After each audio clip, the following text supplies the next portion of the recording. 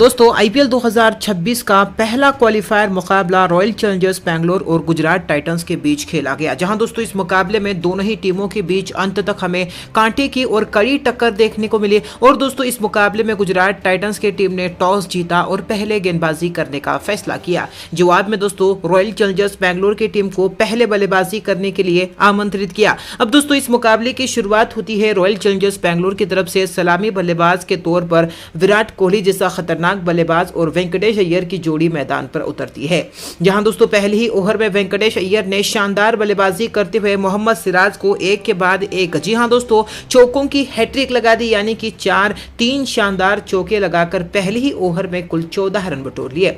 अब दोस्तों दूसरे ओवर में वेंकटेश अय्यर ने शानदार छक्के के साथ चौथी गेंद पर छक्का जड़ दिया, लेकिन अगली ही गेंद पर कगिसो रबाडा ने बेहतरीन गेंदबाजी करते हुए वेंकटेश अय्यर को शुभमन गिल के हाथों कैच आउट करवा दिया। बैंगलोर की टीम को पहला बड़ा झटका लगा। इसी के साथ वेंकटेश अय्यर 7 गेंदों में 19 रनों की पारी खेलकर चलते बने। अब दोस्तों तीसरे ओवर की पहली ही गेंद पर विराट कोहली ने शानदार चौका जड़ दिया और इसी ओवर की अंतिम गेंद पर देवदत्त पडिक्कल के बल्ले से भी हमें एक बाउंड्री देखने को मिली। अब इसके बाद दोस्तों चौथे ओवर में भी विराट कोहली का तूफान हमें देखने को मिला। पहले ही गेंद पर विराट कोहली ने शानदार चौका लगाकर इस पारी का इस ओवर का आगाज किया। तीसरी गेंद पर देवदत्त पडिक्कल के बल्ले से हमें एक शानदार फोर देखने को मिला। चौथी गेंद पर पडिक्कल ने एक और खूबसूरत चौका जड़ दिया, तो वहीं पर पांचवी गेंद पर पडिक्कल के बल्ले से हमें एक और बाउंड्री देखने को मिली। और दोस्तों चौथे ओवर में बैंगलोर की टीम ने कुल 18 रन बटोर लिए।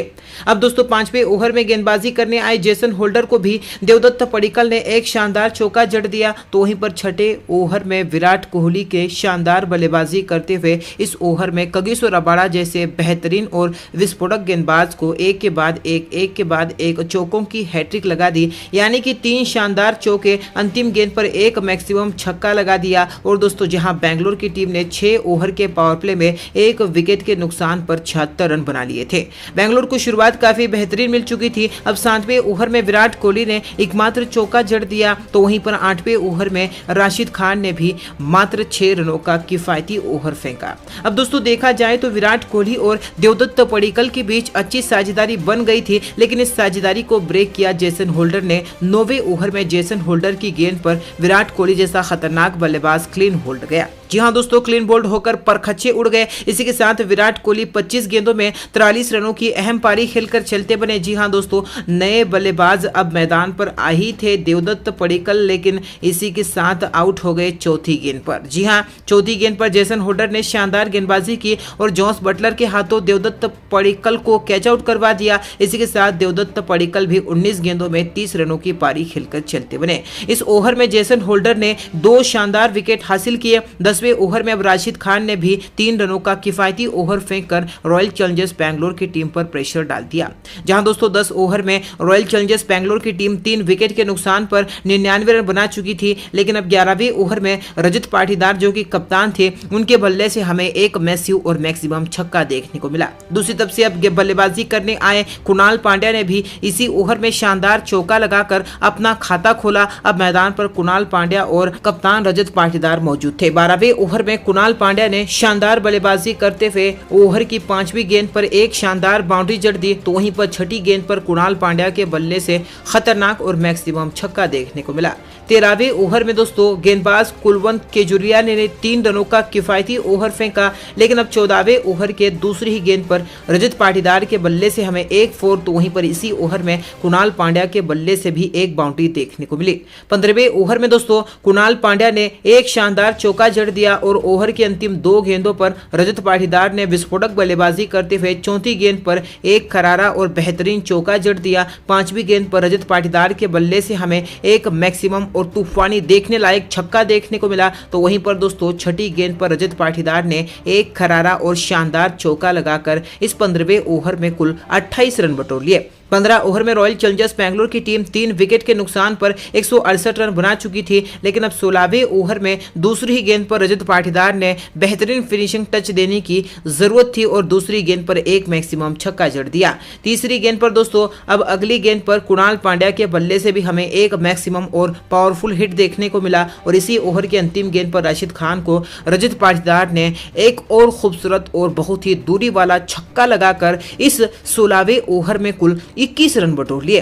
यानी कि कुणाल पांड्या और रजत पाटीदार की जोड़ी काफी घातक नजर आ रही थी, लेकिन इस जोड़ी को ब्रेक किया कगिसो रबाडा ने। अगले ही ओवर में रबाडा ने पहली ही गेंद पर शानदार गेंदबाजी करते हुए कुणाल पांड्या को साई सुदर्शन के हाथों कैच आउट करवा दिया। इसी के साथ दोस्तों बैंगलोर की टीम को बड़ा झटका लगा। कुणाल पांड्या 28 गेंदों में 43 रनों की शानदार और बेहतरीन पारी खेलकर चलते बने।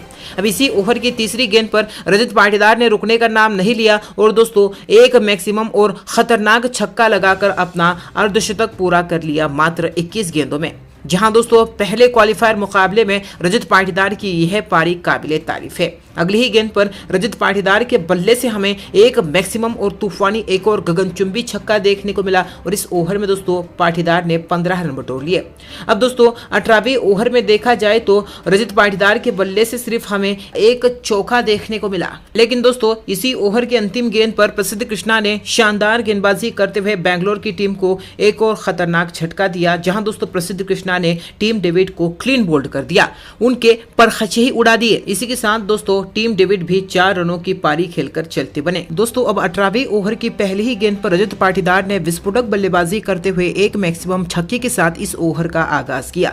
दूसरी गेंद पर रजत पाटीदार के बल्ले से हमें एक शानदार फोर देखने को मिला। इसी ओवर में जितेश शर्मा ने भी शानदार चौके के साथ अपना खाता खोला और ओवर की अंतिम गेंद पर जितेश शर्मा ने एक बार फिर से तूफानी बल्लेबाजी करते हुए एक मैक्सिमम और गगनचुंबी छक्का लगाकर इस ओवर में यानी कि 19वें ओवर में कुल 21 रन बटोर लिए। अब दोस्तों 20वें ओवर की पहली ही गेंद पर दोस्तों रजत पाटीदार ने विस्फोटक बल्लेबाजी करते हुए एक मैक्सिमम और गगनचुंबी छक्का जड़ दिया। चौथी गेंद पर पाटीदार के बल्ले से हमें एक और तूफानी और मैक्सिमम छक्का देखने को मिला और इस ओवर में भी 19 रन बटोर लिए। जहां दोस्तों रजत पाटीदार ने 33 गेंदों में 93 रनों की विस्फोटक पारी खेली और इस तरह से 20 ओवर में बैंगलोर की टीम ने 5 विकेट के नुकसान पर 254 रन बना लिए और दोस्तों बैंगलोर की टीम ने देखा जाए तो गुजरात के सामने जीत के लिए 255 रनों का विशाल महाकाय लक्ष्य रख। अब दोस्तों इस बड़े लक्ष्य का पीछा करने के लिए गुजरात टाइटंस की तरफ से सलामी बल्लेबाज के तौर पर साई सुदर्शन और कप्तान शुभमन गिल की जोड़ी ओपनिंग करने के लिए मैदान पर उतरी।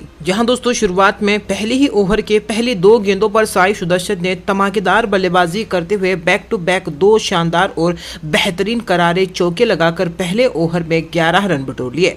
लेकिन अब दूसरे ओवर में भुवनेश्वर कुमार ने एक बार फिर से शानदार गेंदबाजी करते हुए सिर्फ 2 रनों का किफायती और कंजूस भरा ओवर फेंका। तीसरे ओवर की दोस्तों दूसरी ही गेंद पर साई सुदर्शन के बल्ले से हमें एक खूबसूरत चौका देखने को मिला, लेकिन अगली ही गेंद पर जैकब डेफी ने शानदार गेंदबाजी करते हुए साई सुदर्शन को हिट विकेट कर दिया। जी हां दोस्तों काफी बेहतरीन यहां पर विकेट हासिल किया जैकब डेफी ने और साई सुदर्शन 14 रनों की छोटी सी पारी खेलकर चलते बने। लेकिन दोस्तों अब नए बल्लेबाज जोस बटलर ने आते ही शानदार चौके के साथ अपना खाता खोला और अगली ही गेंद पर जोस बटलर के बल्ले से हमें एक मैक्सिमम और गगनचुंबी छक्का देखने को मिला। लेकिन अब 34 ओवर की पहली ही गेंद पर भुवनेश्वर कुमार ने कमाल की गेंदबाजी करते हुए एक और बड़ा विकेट हासिल किया। कप्तान शुभमन गिल को क्लीन बोल्ड कर दिया। इसी के साथ दोस्तों शुभमन गिल भी 7 गेंदों में 2 रनों की पारी खेलकर चलते बने। लेकिन इसी ओवर में दोस्तों जोस बटलर ने एक और खूबसूरत और शानदार करारा चौका जड़ दिया और इसी ओवर की अंतिम गेंद पर नए बल्लेबाज निशांत ने भी आते ही शानदार चौके के साथ अपना खाता खोला।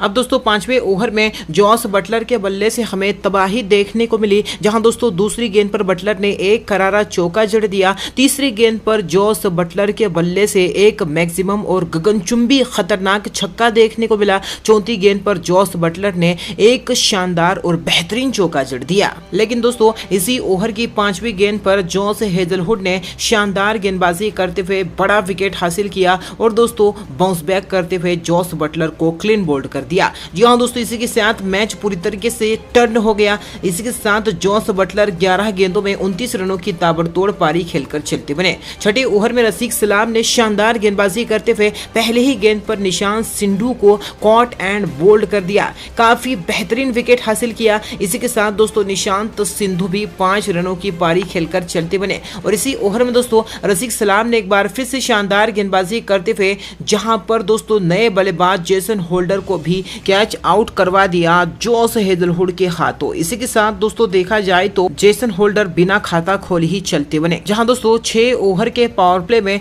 यहां पर गुजरात टाइटंस की टीम ने 5 विकेट के नुकसान पर 51 रन बना लिए थे। गुजरात की आधी टीम पवेलियन लौट गई थी। जहां 7वें ओवर में जॉस हेजलवुड ने एक बार फिर से बेहतरीन गेंदबाजी करते हुए ओवर में सिर्फ 2 रन ही खर्च किए। 8वें ओवर में वाशिंगटन सुंदर के बल्ले से हमें एकमात्र 4 देखने को मिला, लेकिन इस ओवर में भी दोस्तों गुजरात ने सिर्फ 11 रन ही बटोर लिए।